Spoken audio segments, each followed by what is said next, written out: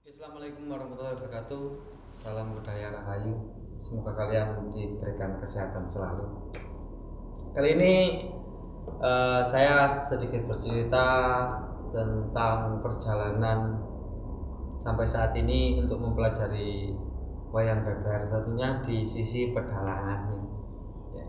Yang mana beberapa tahun yang lalu saya belum mengenal wayang beber hingga belajar wayang beber itu sekitar kalau tidak salah tahun 2015, 16, 17, 18, 19, 20 ya. Hampir segitulah baru tahu. Yang awalnya tahu tentang wayang beber itu ada di Pacitan tentunya, karena di sana ada kelompok wayang beber pemuda-pemuda itu mengulas cerita-cerita Panji juga, yang di mana cerita tersebut itu banyak untuk cerita masyarakat seperti itu, dan saya tertariknya di situ. Setelah itu ada beberapa tahun ada pertunjukan wayang beber di Isi Surakarta waktu itu peringatan Hari Wayang Dunia. Nah, dari situ saya dan teman-teman dari Sanggar Mahasiswa bersama Pak Arif Setiawan tentunya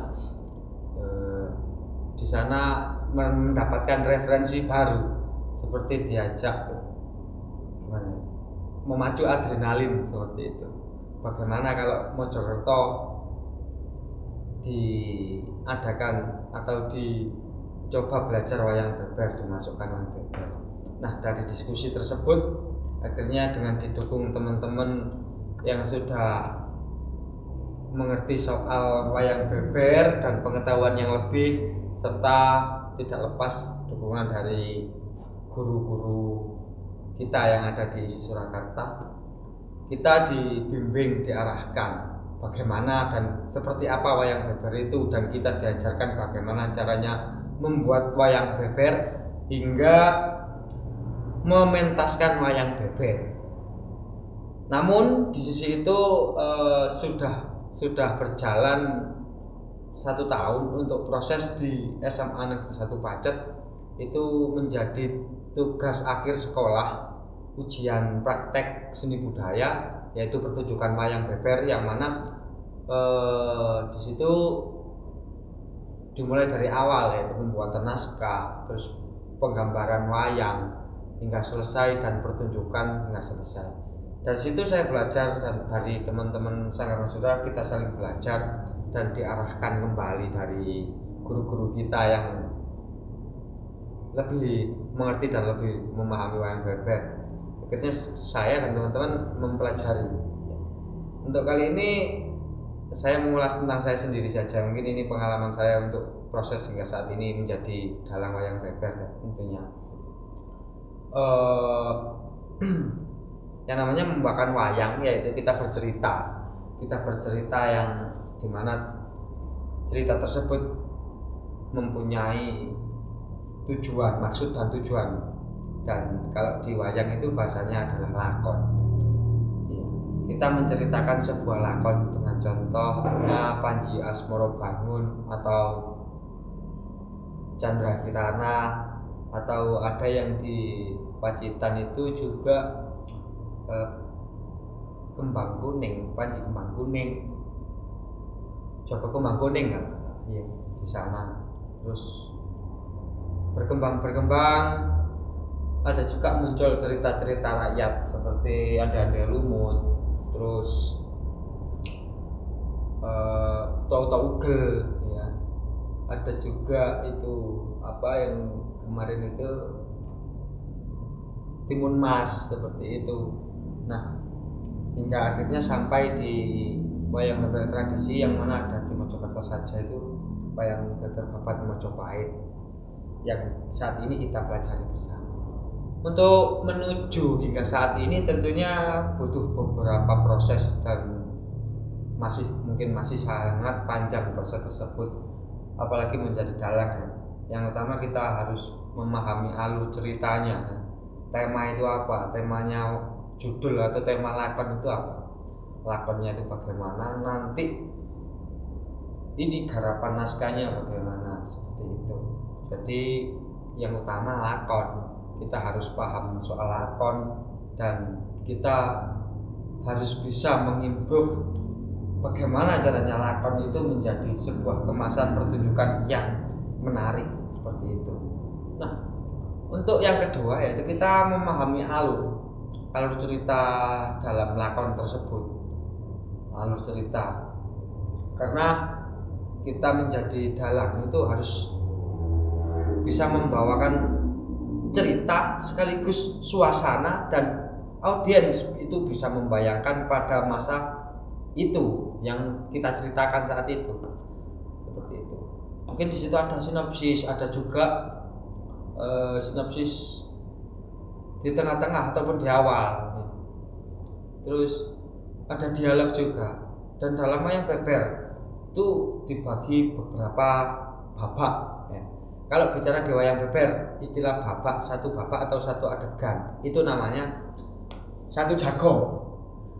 Untuk kali ini di sanggar kami dan di yang saya pelajari itu satu gulungnya ada 4 jagong. Nah, artinya satu gulung tersebut ada 4 babak adegan, seperti itu yang diceritakan. Nah, dari adegan 1 hingga 4 kalau menjadi dalang menurut saya itu harus paham sih peralihannya itu bagaimana. Di adegan 1 itu menceritakan tentang apa dan tokoh utamanya itu siapa, terus perpindahan kedua itu bagaimana.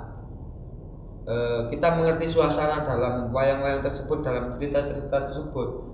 Jagong 1 atau babak 1 itu di mana letaknya, seperti itu. Kita menggambarkan suasana pada saat itu, sore hari kah, malam hari kah, atau pada saat mau perang atau bagaimana, itu kita harus paham. Terus yang pertama kita tadi judul, terus alur, sama babak, ada sinopsis juga, dialog, seperti itu. Dan mungkin yang saya pahami perbedaan antara menjadi dalang dan mendongeng. Nah, karena di wayang beber ini hampir mirip dengan mendongeng. Namun kalau mendongeng itu kita tidak membawa media apapun. Tapi kalau menjadi dalang wayang beber, kita membawa sebuah gambar, di mana gambar tersebut mempunyai alur cerita dan lakon, seperti itu. Jadi semisal ini ada wayang dari kami Bapat Mojopahit ya.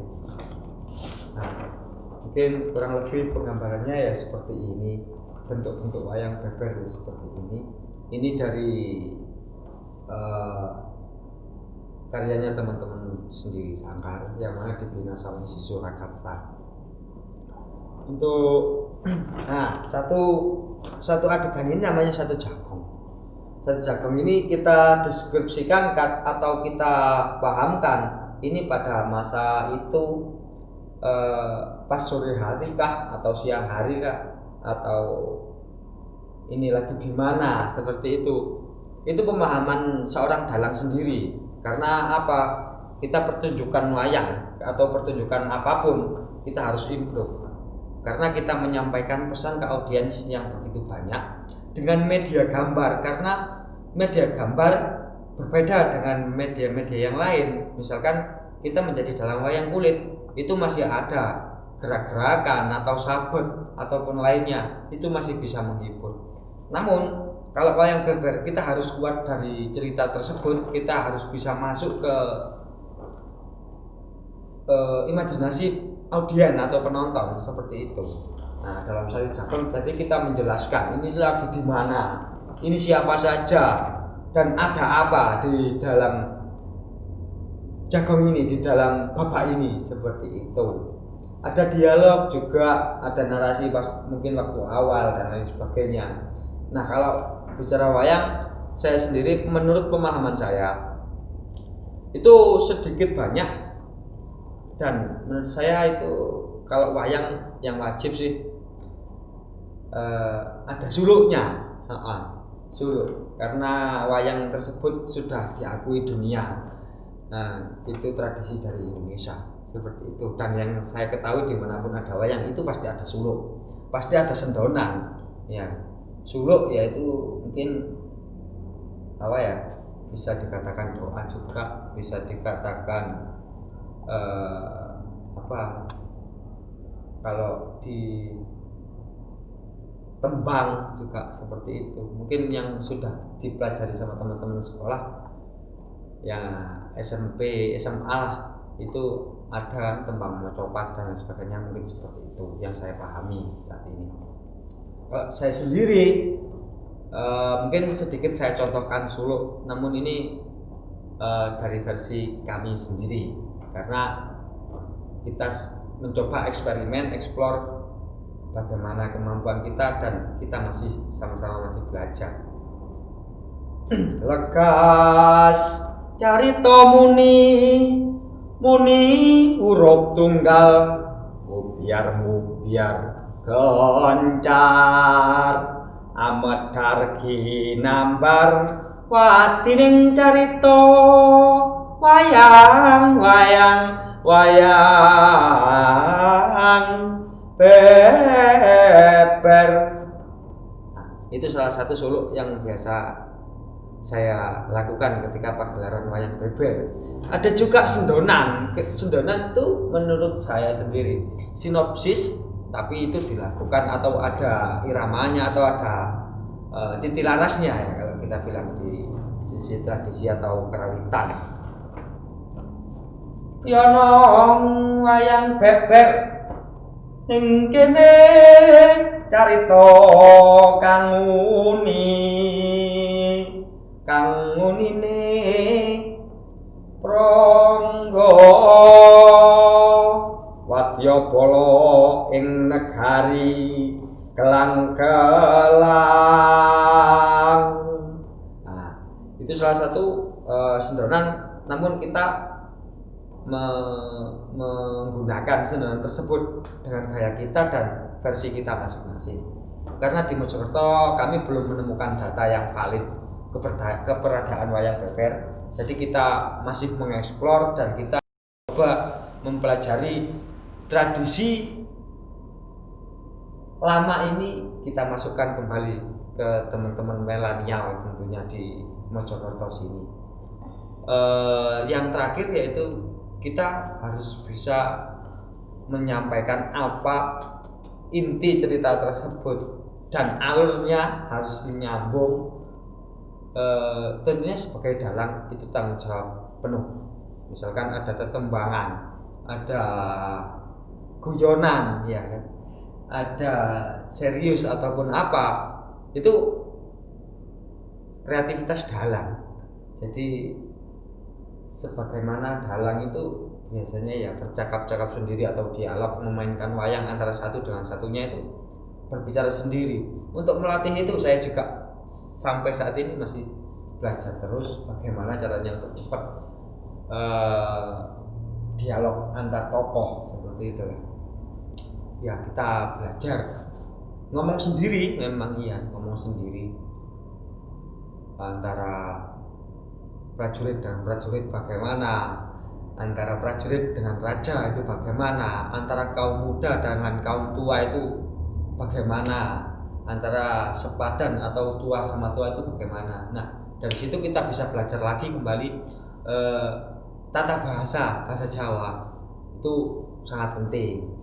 Yang mana sekarang teman-teman pemuda-pemudi mungkin yang saya ketahui sudah jaranglah menggunakan tersebut. Maksudnya menggunakan apa ya? Saling menghormati atau kita menghormati yang tua, unggah-ungguh seperti itu. Jadi kita di wayang beber kita mempelajari banyak sekali. Namun ketika menjadi dalang jangan lupa kita harus menguasai cerita tersebut. Kita harus memahami tokoh siapa saja yang terlibat dalam pagelaran atau dalam pertunjukan wayang tersebut. Dan kita harus bisa mengimprove ketika audiens itu tidak konsentrasi dengan kita sehingga pesan kita tidak bisa tersampaikan dengan bagus. Itu cara-caranya kita. Namun di wayang beber, karena ini pertunjukan rakyat ya, yang saya pahami ini pertunjukan rakyat dan ini sangat fleksibel, nah, ini sangat asik gitu loh. Tanpa pengiring pun mungkin kita melakukan pagelaran ya.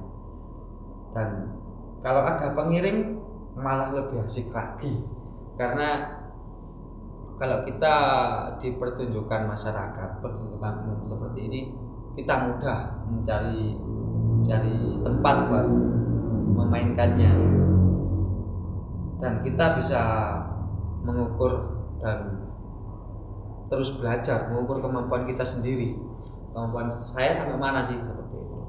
Jadi sampai saat ini pun juga saya masih belajar untuk meneruskan dalang wayang beber.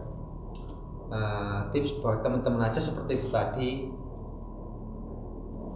pahami alurnya, judulnya tentang apa, sampaikan pesan apa yang ada di judul tersebut, di pagelaran atau di pertunjukan wayang beber tersebut, dan kalian bisa menarik penonton. Itu saja. Tidak harus kalian menggunakan musik yang sangat sakral atau musik gamelan atau musik yang menurut kalian tradisi wayang itu yang kita kenal diiringi oleh gamelan dan lain-lainnya.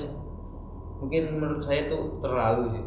Jadi saya ingin belajar dengan cara kita, tapi kita masih bisa memperhatikan dan kita masih bisa uri-uri budaya Jawa, karena budaya Jawa itu yang berharga dari segala budaya kita.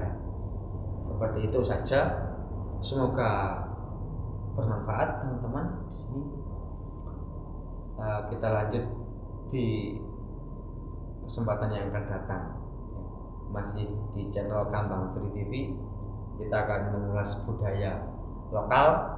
Jangan lupa like, comment, subscribe, aktifkan tombol loncengnya. Terima kasih. Assalamualaikum warahmatullahi wabarakatuh. Salam budaya Rahayu.